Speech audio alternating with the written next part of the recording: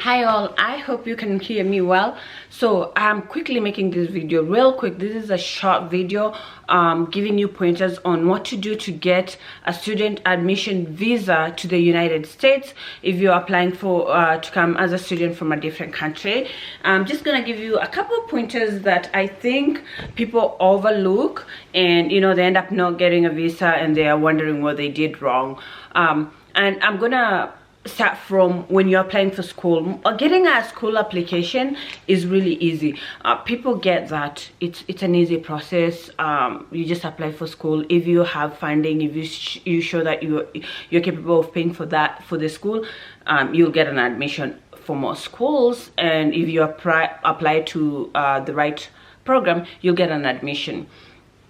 The things that you can do when you're applying for school that will help you during the visa interview. The visa interview is the hardest, and that's where a lot of people face challenges and hardships. So when you're applying for school, first of all, instead of just applying, you can go online and apply. Applying for school is really easy. Go online and applying for yourself, and you get you submit the documents that they require of you, and you get an application. It's just like ABC, easy. You get that. But I suggest that if you want to help your visa process, if you're going to pay for school and you want to help your visa process, when you're applying, if you have identified a school that you would like to apply to, just go to their website and look for the international advisor, student advisor. Usually they have emails there for international application advisors, somebody to help with the international application for people who have questions.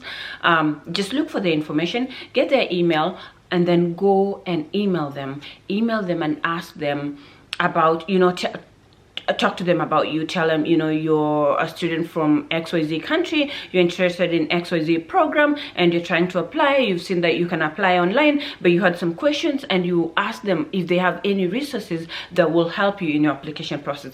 Ask them if they have scholarship opportunities. That is one thing that is overlooked. There's a lot of scholarships that are underutilized that people don't know about, because when you're applying from a different country, it's hard to know that there's scholarship out there that you can get. So ask for that information. When you ask for questions like that, ask for pointers. Ask them for pointers for your application and for your visa interview. They usually know different countries, and they usually know the hardship that students from different countries face, and they will be able to advise you and give you pointers that you may apply for your interview. So, but the main thing for this query is to get scholarship, because if you get scholarships and you go to the embassy, they're more likely to give you a visa, because they know that some or all of your tuition is paid for. So ask for that information, and if they have scholarships, apply for those scholarships, and you'll be surprised. It's easy to get scholarships, and they might have you actually multiple, and you may qualify for multiple to apply to multiple scholarships and get multiple scholarships to add up to your fee. So ask for that information. And the other thing, also ask about possibility of working as a student, of getting an offer of a job as a student. This, you're asking the student advisor, you're not asking the embassy. You're asking the student advisor, do you know where they can give me a job offer at school? Because for students, you can work up to 20 hours, I think, a week. And it's allowed for international students. So ask them if they have somebody who can give you a job offer, even if it's a future job or a prospective job offer. If you come in semester 2, we're gonna hire you as a library assistant or something like that, and that you add that to your documents. So ask these questions. If they have information, they'll give you. People are usually happy to give information, but usually you have to be the one to initiate these questions. Those are the things that will help you in, when you're going to the embassy. And now, let's say you've gotten the admission. Let's say either you have a scholarship, you're paying for yourself, or somebody is sponsoring you, and you have all that information. You're preparing to go to the embassy. The things that you should do when you're preparing to go to the embassy: research. Number one, do research like your life depends on you. For research your program of study all the way around, like wrap around research, I should say.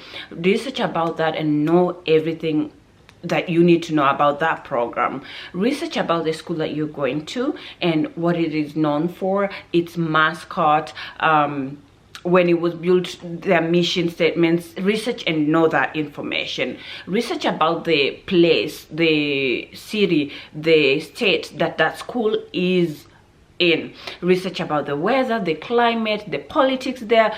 Get that information handy so that you're familiar with this information, that so when you ask a question about the school, the place where it is, the program of study, it just comes out without thinking so much. When you know, when you've done your research and you go to this interviewer and they see that you know your information and you're really interested in this program, in this school, in what it does, then you know they're easily, you know, they can give you the interview. So do your research before you go. Get your number two, when you're going to the interview, get all your documents ready and get some more, that, you know, get everything that you need, all the supportive documents that you think you may need ready for to give them for deployment, I should say. So when you go to the interview, give them the bare minimum that they ask for, but have supportive documents just in case they ask for more documents. Be ready. Don't tell them, let me go find out and come back later. They do not want their time wasted. So if you have your documents there, sometimes even if you have if they're in your email or in your phone or something like that, they might be like, okay, never mind. If you do have it, we trust you. But if you start saying, oh, let me go find out, let me, you know, no, do not do that. Have your supportive documents though, go with them. That's, you know, be prepared basically. And the other thing, one thing that people get dinged on is the statement. Make sure your statement is legit. Make sure it's able to cover your tuition for the semester that you're going to. It's covering your living expenses and some more. And right before you go to the embassy, just confirm that the funds actually, and in the statements that you're using, that they actually are funds. I know people who have, you know, used statements that somebody had put funds for, you know, just a little bit of funds, and then they took the funds out. So by the time they went to the interview, they didn't have the funds. So it's a disqualification. Again, just make sure, go prepared, and make sure you check, you put your ducks in order before you get to the interview. The other thing, be confident. The people who are interviewing you are human beings, and they know you are nervous, and it's an intimidating process.